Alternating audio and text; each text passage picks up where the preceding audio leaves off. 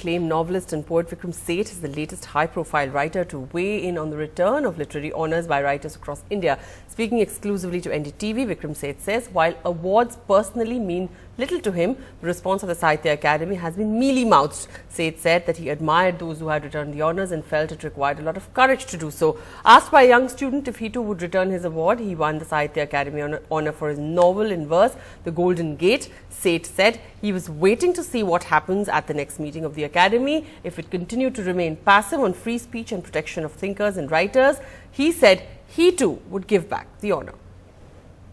Since you've gotten a lot of accolades yourself, but there's also been a recent spate of Indian authors who've given back their awards, like for example the Sahitya Akademi Awards, in a sort of protest against the BJP governance. So as a recipient of the Sahitya... Also a protest against the Sahitya Akademi itself. Yeah. You know, as a recipient of the Sahitya Akademi Award yourself for Golden Gate, would you ever consider giving back an award?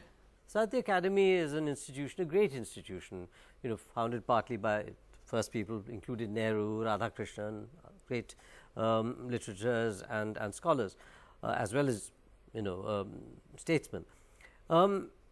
I don't think the Sahitya Akademi has covered itself with glory by the recent actions, you know, when you consider what happened to Kulbargi and also to the Volkar and Pansare and so on.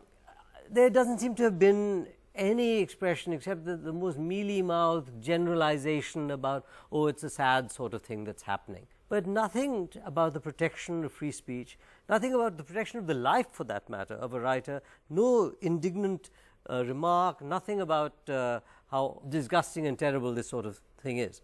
So I would say that what many writers, starting from, I guess, Uday Prakash and then Nayantara and so on, I think it required a lot of courage to give back something that is basically an accolade, which you accepted with grace, and then the question is it a disgrace or is it ungracious to give back an award?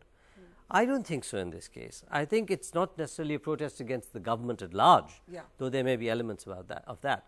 It is basically, you are an organization that is supposed to protect free speech. You are supposed to protect writers, and not a word of indignation, not a word of protest about this. Now, I will say this, that they have brought forward their meeting from, I think, December to the 23rd of October. I would like to see what comes out of that meeting. And then decide? And then decide.